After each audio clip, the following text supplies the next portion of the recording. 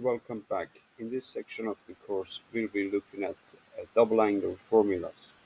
So, the derivation of sine 2 theta, cos 2 theta, tan 2 theta, and all these are called double angles because we've got a multiplier of 2 in front of those angles. So, if we replace what we already figured out in previous videos, we can replace angle B with another copy of angle A. So in that case, we'll have sine of A plus A, which is 2A inside the bracket for sine. And what we'll end up with is sine of A product is exactly the same as this product, the second product. Only the order is different, but order doesn't matter for multiplication. So therefore, we can rewrite that as 2 lots of sine A times by cos A, right? So this famous trigonometric identity may be in other formula booklets, but for A-level formula booklets, it's not directly given to you. So you have to drive it for yourself. I've taken a copy of the formula booklet and given to you in this format. So you have to drive this identity and memorize it from scratch for yourself. Okay, so there are other rearrangements of this identity which we can drive for ourselves. We can divide everything by 2 and we end up with half of sine 2a equals to sine a cos a. These identities are particularly helpful when you have to do integration and differentiation of some of these metric identities. So if we replace the 2a on the right hand side with double everything, we'll double the angles on the right hand side as well. So we end up with this format of the formula. We may multiply everything by 3, so everything on the outside of the functions multiplies by 3.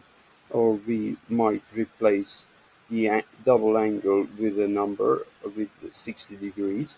On the left hand side, we'll have sine of 60 degrees. On the right hand side, A will be 30 degrees because, well, halving both sides of 2A all equal to 60 give us 30. Okay, so that's the derivation of the sine double angle. The derivation of cosine double angle is similar to what we did. We can replace angle B with another copy of angle A, and we end up with this expression where we'll have cos of double A equals to cos square minus sine square A. Now, this is a little bit easier to memorize, but you do have to remember that here we had a plus, and that's why it turned into a double angle, but here is a negative sign. So remember, cos square comes first and then the sine square. So we can rearrange this formula in a number of ways, replacing the very first cos square with 1 minus sine square. We end up with 1 minus 2 sine squares. And I jog back your memory when I drove the angle approximation for cos. I had cos of theta that I needed to evaluate, and I basically replaced 2a with theta so that a would have been was theta over 2. And if I jog back your memory, I said that I will prove this formula for you, and here is the proof. So 1 minus 2 sine of sine square of theta over 2. And if you remember that, then we replaced sine for very small angles when theta was approaching 0. We said that we can replace cos theta with 1 minus theta square over 2. Okay, so uh, um, okay, so let's move forward from here. we can look at this, replace the sine square, the minus cos square here, and leave this cos square alone. So we'll have cos square minus 1 and 1 minus cos square. So we'll end up with 2 cos squares minus 1. Okay, so this is another version of the same double angle formula, and it might, as depends on the situation, context of your problem, you can rearrange these formulas further and have replace cos square with cos of double angle A plus 1 and divide everything by 2. This is another version of rewriting cos square and another version of sine square using this identity. Sine square of A is 1. Well, I'm going to leave a gap here for a factor of a half. Half times 1 minus cos of double angle A. So that's are another two useful identities when you do have to integrate and integrate sine square and cos square. You will use these identities as they are rather simpler to integrate and differentiate. Okay, so let's look at the derivation of tan formula now. So we can replace angle beta with angle B with another copy of angle A, and what we get is tan of 2A equals to top of the fraction. We'll get 2 lots of tan A, and in the denominator, tan A times tan A will leave us with tan square of A. So this is another useful formula which we can rearrange, dividing everything by 2. We'll have this version of the formula. We may use substitution for A here and write tan of 60 as 2 lots of tan 30 over 1 minus tan squared 30. And doubling everything will give us this version, and replacing A, 2A with a single A means that we're halving the angle. So on the right hand side, we can use that version of tan in certain scenarios. Okay, so let's see in which scenarios we'll apply which of these formulas. So in this first example, we have cos square of 50 minus sine square of 50. So looking up here, we have basically some version of the right hand side of this formula. So we can say that if we call our angle A 50, then angle 2A will be 100 degrees. So looking over here, if I rewrite that for you over here, therefore cos of 100 degrees will be equal to cos square of 50 take away sine square of 50 degrees. So in fact we can go from the right hand side to the left and say this is equals to simply cos of 100 degrees. Isn't that useful? Okay, so let's look at the next example. Okay, in this example we have to evaluate this fraction and write it as a single trigonometric ratio. So we can recognize that this very much looks like the double angle formula for tan, and we are going to drive we are going to go simply replacing A with pi over 6, therefore double A will be pi over 3, multiplying both sides by 2. Therefore we have tan of pi over 3 equals to this, which is 2 tan of pi over 6 over, let's see, 6 there, over 1 minus tan square of pi over 6. Okay, so our final answer is simply tan of pi over 3. Okay, so let's look at the next example. Okay, in this example, we have 4 sine 70 degree and over sec of 70. So what is the meaning of sec? If I rearrange this formula, sec is 1 over cos, and we have the same angle 70, therefore I can rearrange it and write this as a linear equation of 4 lots of sine 70 cos 70, because cos 70 is down down, to flip back up to the numerator.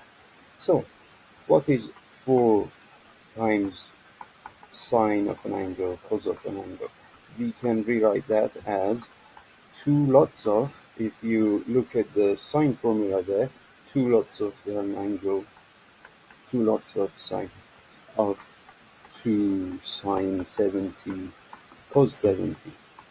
So we can replace this bracket, well, this bracket with a double angle, double sine angle.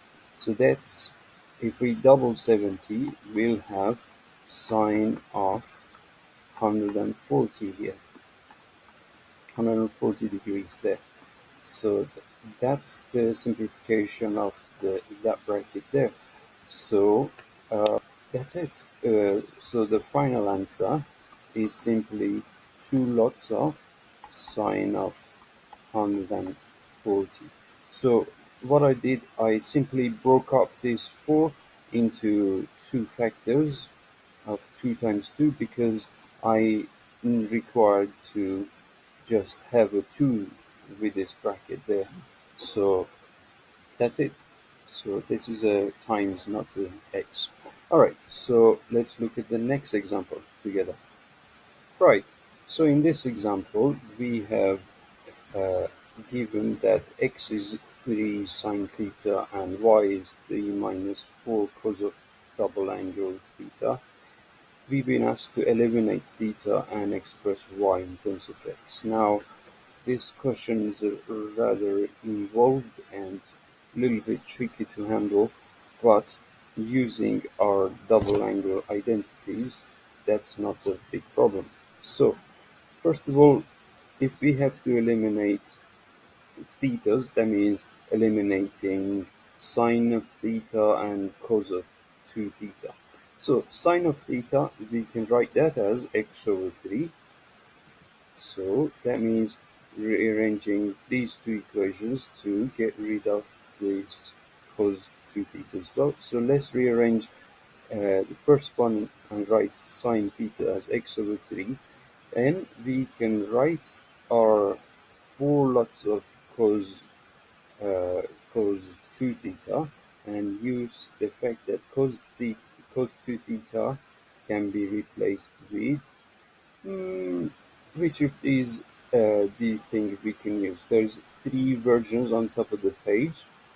We could use that, we could use that, or we could use that to somehow eliminate everything. So that we only have sine of theta, I would actually use the middle version or this version of the formula and write y equals to 3 minus 4 times, open a bracket, and instead of 2 theta, we can write it as 1 minus 2 lots of sine squared theta. Okay, why I chose that and not a right side or the one on the left is because I only know sine theta. So we can write this as 3 lots of 4. We can multiply the negative 4 into the bracket, so we'll have 8 lots of sine square of theta. But I'm going to replace sine theta with x over 3. So when I square sine, I'm squaring x over 3. So y is now, everything is in terms of x, and we can just do a little bit of tidying up. 3 minus 4 is a negative 1. squaring that bracket will leave us with x squared over 9. So this is our final answer. It might be prettier to put 8 over 9x squared and put the minus 1 after that. Okay, so I believe there may be another example. Let me check. Yes, there is one final example. Example 5 is given us that cos x is 3/4 and the angle x is a reflex angle. Now, we haven't been told whether we have x in the third or the fourth quadrant, but we know from the fact that cos x is positive in the cos curve. If we remind ourselves when is cos positive, cos is positive in the first quadrant and the last quadrant. Therefore, we have cos either positive here or here in this circle. So actually it turns out that the angle is between 170 and 360 degrees because that's the only way we can have cos of this angle x be positive. So we'll have adjacent side which is 3 and hypotenuse is 4. Therefore, actually we do have to do some Pythagoras calculation and figure out the opposite side. Now why do I even care about the opposite side? Because the question's asking us to calculate sine of 2x. Okay, so sine of 2x means that using our calculator, we can take 4 square and subtract 3 square from that and take the square root to figure out the opposite side of this triangle. Okay, so putting that 16 minus 9 is 7. So in fact we'll have a square root of 7, but we said that we're gonna actually have this triangle appearing. The black triangle should be in this form. So this square root of 7 is actually negative because the y value here falls uh, below the x-axis. So here's my derivation why the opposite side is root 7, but we're gonna take minus root 7. So actually sine in this sine of x is negative root 7 over 4. Okay, so the open sorry, my bad, that's hypotenuse, don't get confused with that. Hypotenuse is a 4, opposite is minus 7. Okay, so now what is the double angle formula for sine of 2x? Sine of 2x is 2 sine a cos a. So we've been asked to calculate the exact value. So that means that we can read sine of a and cos a and substitute that into the formula. Okay, so just going to show you. This is just saying that our angle falls in the fourth quadrant, and I'm just going to get rid of my writing because it looks a little bit messy. So my explanation was that our triangle actually falls in the fourth quadrant. That's why sine of x is negative root 7 over 4. So, and we know that from the question itself that cos of x is 3/4. All we have to do is substitute those values into the double angle formula and we will get our answer, which is negative 3 root 7 over 8. Okay, this was the final example. And oh no, okay, so there is a next part of the question. This is part B, where we've been asked to calculate tan of 2x. Okay, so again, it's the same, exactly the same setup, the same numbers that we drew in the previous slide. We had applied the Pythagoras to figure out opposite side is actually negative 7, negative root 7, because the triangle fell in the fourth quadrant. So reading tan x here, tan x is opposite over tangent, opposite over adjacent, and I believe negative.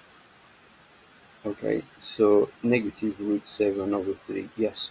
And therefore, substituting those values into the double angle formula for tan, which is on the top left corner of the screen, I'm going to bring that down here, and that will give us this answer. All we have to do is put this in our calculator, the multiplication of two negative numbers in the denominator will turn into positive, and final answer should be minus 3 root 7. Okay, so the takeaway is that be very careful when you have been told the cos for is a reflex, cos of x is a reflex angle.